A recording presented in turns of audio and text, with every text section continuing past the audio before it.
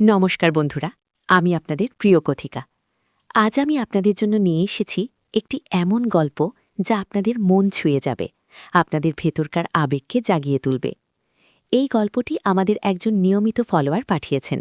তিনি চাননি তার পরিচয় প্রকাশ হোক, তাই আমরাও তার ইচ্ছাকে সম্মান জানিয়েছি। এই গল্পটি গভীর আবেগ, তীব্র রোমান্টিক উত্তেজনা এবং এক নিষিদ্ধ প্রেমের আখ্যান। আপনাদের মনে প্রশ্ন আসতে পারে, এই গল্পে আমি কেন এত আবেগপ্রবণ?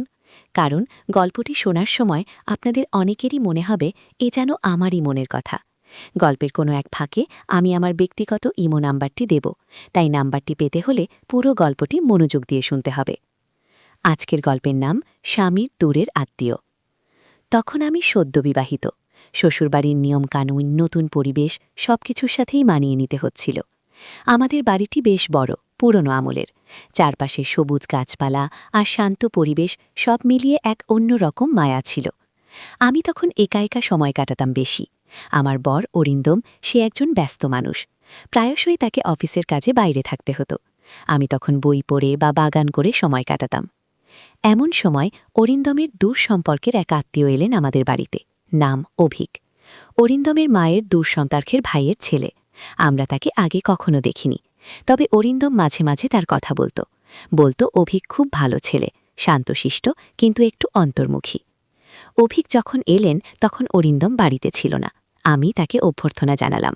সে এসেই যেন কেমন চুপচাপ হয়ে গেল। তার চোখে মুখে এক অদ্ভুত বিষণ্ণতা। আমি তাকে বসতে দিলাম, জল দিলাম। সে অল্প অল্প কথা বলছিল। তার চোখের ভাষাটা কেমন যেন অচেনা ছিল। প্রথম যেদিন অভিক এলেন আমি ভেবেছিলাম সে কয়েকদিন থেকে চলে যাবে, কিন্তু তিনি যেন এখানেই আটকে গেলেন। অরিন্দমের মামা বাড়ি অর্থাৎ অভিকের পিসির বাড়ি, তারা তাকে খুব বেশি পাত্তা দিচ্ছিল না, তাই সে অরিন্দমের কাছে এসে থাকতে চেয়েছিল। অরিন্দমও রাজি হয়ে গিয়েছিল। শুরু থেকেই আমার মনে অভিকের জন্য এক অদ্ভুত সহানুভূতি তৈরি হয়েছিল।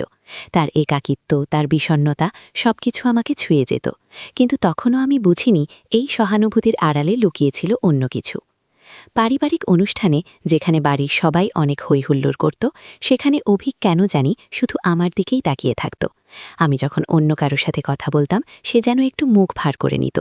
আবার যখন আমি তার দিকে তাকাতাম সে এক ঝলক হাসি দিত, যা মুহূর্তেই মিলিয়ে যেত। প্রথম প্রথম আমি এটাকে স্বাভাবিক মনে করতাম।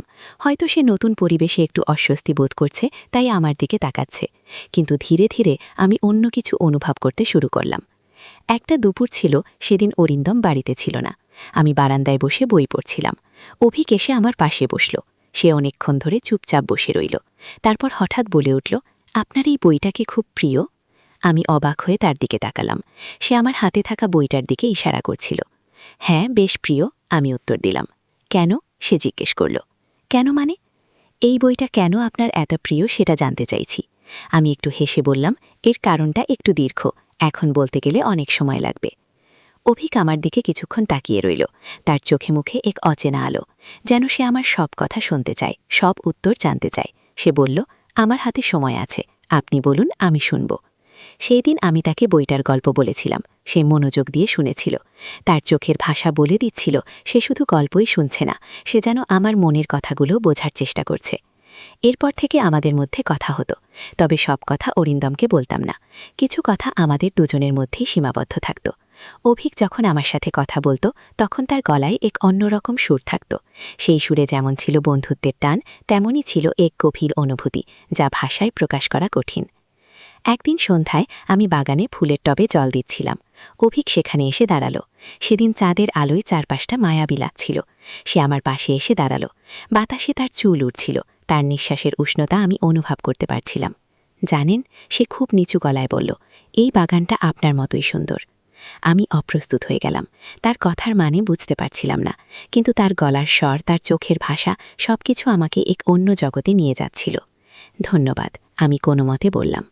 সত্যি বলছি, অভিক আমার দিকে ঝুঁকে এসে বলল, এই ফুলগুলো যেমন ধীরে ধীরে ফোটে, তেমনি আপনার ভেতরের সৌন্দর্য যেন ধীরে ধীরে প্রকাশ পাচ্ছে। তার কথাগুলো আমার বুকের ভেতরটা কাঁপিয়ে দিল। আমি জানতাম এ সম্পর্ক ঠিক নয়, এ এক নিষিদ্ধ টান, কিন্তু এই টানকে উপেক্ষা করা আমার পক্ষে অসম্ভব মনে হচ্ছিল। একদিন অরিন্দম বাড়িতে ছিল না। আমরা দুজনে একা। সেদিন অভিক আমাকে জানালো সে আমাকে কিছু বলতে চায়। আমি ভয়ে ভয়ে তার দিকে তাকালাম।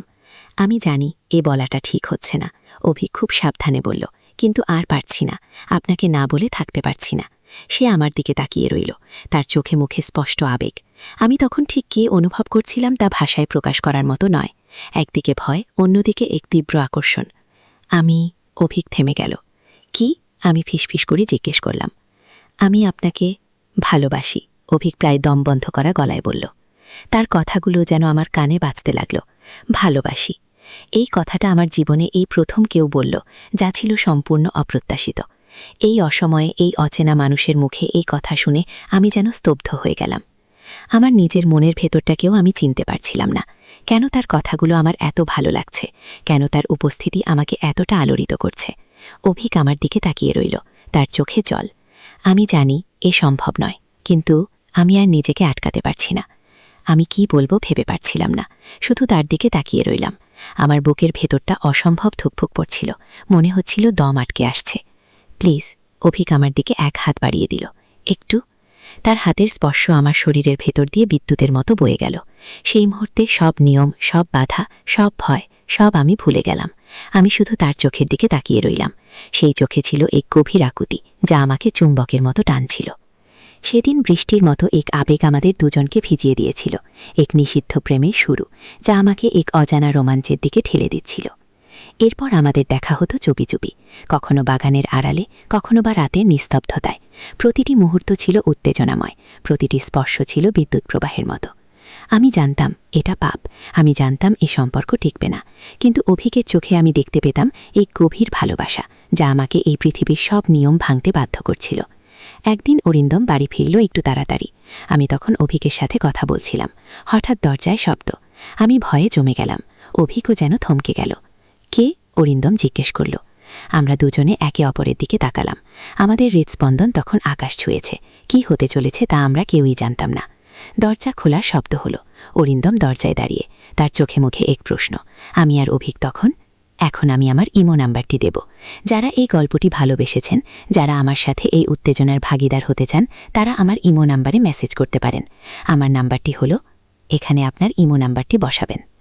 গল্পের পরবর্তী অংশ শোনার জন্য আপনাদের কমেন্ট আমাকে জানাতে হবে। কমেন্টে জানান আপনারা কি দ্বিতীয় পর্ব শুনতে চান। যদি আপনারা এই গল্পটি পছন্দ করেন, তবে অবশ্যই সাবস্ক্রাইব করুন, কারণ আরও অনেক রোমাঞ্চকর, রোমান্টিক এবং গভীর আবেগী গল্প নিয়ে আমি আপনাদের সামনে আসব। এরপর কি হয়েছিল তা জানতে হলে শুনতে থাকুন।